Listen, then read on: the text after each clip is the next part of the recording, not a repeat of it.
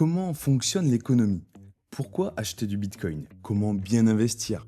Si tu te poses ces questions, tu es au bon endroit.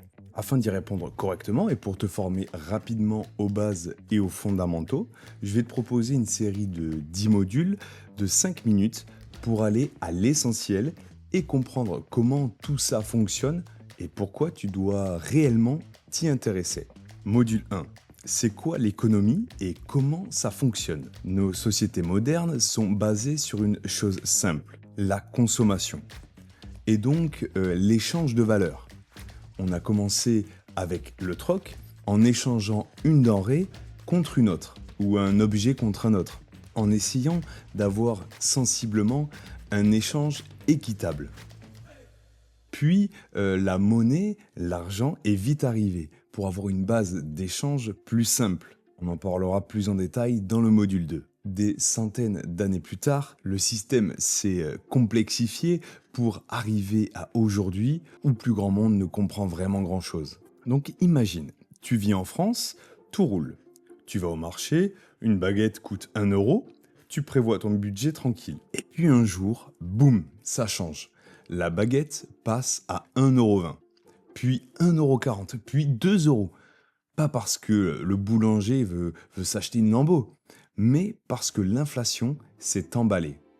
Et là, tu comprends que la valeur de ton argent n'est pas figée. Donc l'argent, ça sert à payer, compter et stocker de la valeur. Sans argent, on serait coincé dans le troc. Et franchement, échanger une Clio contre des poules, c'est vraiment pas cool.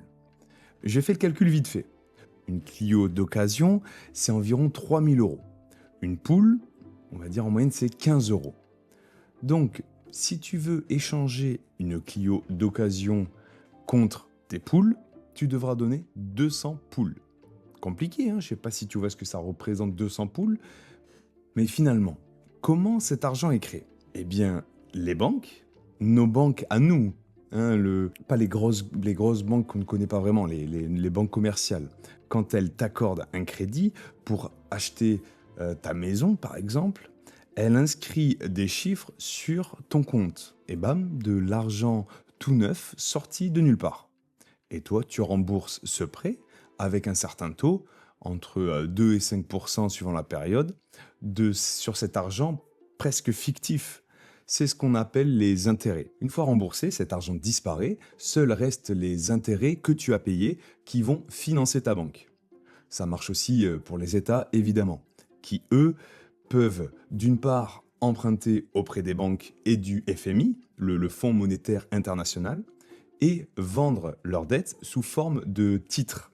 On appelle ça les bons du trésor. En gros, l'État français a besoin d'argent pour financer son déficit. Donc, il émet des titres de dette publique. Ces titres sont vendus aux investisseurs, les banques, les fonds d'investissement, les assurances, les particuliers parfois, comme toi et moi. En échange, l'État s'engage à rembourser le capital à la fin de l'échéance, plus des intérêts. Et c'est ce qui se passe actuellement et les États commencent à avoir des dettes colossales. Et du coup, elles empruntent encore plus pour rembourser les premières dettes et les premiers crédits. C'est ce qu'on appelle faire rouler la dette. Si toi tu le fais par contre, c'est prison directe. Mais pour un État, c'est différent. Et donc, plus un État emprunte, plus il est endetté, forcément. Et si il est endetté et que son PIB n'augmente pas, ça devient compliqué. Pour rappel, le PIB, c'est le produit intérieur brut. Autrement dit, c'est la richesse produite chaque année par un pays. S'il emprunte plus qu'il ne produit, donc son ratio dette-PIB augmente et que la dette dépasse trop la taille de l'économie, les investisseurs peuvent craindre un défaut de paiement ou une inflation massive. Cela entraîne donc une perte de confiance pour les investisseurs. Et c'est là que c'est important. La perte de confiance amène à deux choses. Soit l'État ne peut plus emprunter, soit il le peut, mais avec des taux extrêmement élevés. Ce qui crée une dette encore plus grosse, nous enfonçant dans un cercle vicieux. C'est à peu près là où se trouve la France actuellement, avec un ratio dette-PIB de plus de 110%. Donc pour le moment, on ne rembourse uniquement que les intérêts. C'est ce qui est arrivé à la Grèce en 2008, avec un ratio de plus de 250%, et on se rappelle ce que ça a donné. Ou chez nos voisins allemands, qui sont actuellement en récession. Une récession, c'est un ralentissement marqué de l'activité économique mesurée par le PIB. Techniquement, on dit souvent que ça correspond à 2 trimestres consécutifs de baisse du PIB. Concrètement, ça veut dire quoi? Les entreprises produisent moins, les ménages du coup consomment moins, les investissements ralentissent, le chômage augmente, bref, la machine économique tourne au ralenti. La récession fait partie du cycle économique. Croissance, ralentissement, récession, reprise. Mais quand elle dure trop ou qu'elle est trop violente, ça devient une crise majeure. Et qui gère tout ça? Eh bien, c'est les banques centrales. Chez nous, en Europe, c'est la BCE. Et aux États-Unis, c'est la Fed. Elles agissent comme un thermostat. Si l'économie chauffe trop, donc si on a une inflation trop élevée, elles montent les taux pour calmer le jeu. Si elle refroidit, elles baissent les taux pour relancer. Évidemment, ce ne sont pas les seuls facteurs qui rentrent en jeu, mais c'est pour schématiser. Donc, l'inflation, c'est quand les prix montent durablement. Ça peut venir d'une demande trop forte, d'un choc comme l'énergie qui flambe, ou d'une création monétaire trop généreuse. Résultat, ton billet de 10 euros achète moins qu'avant.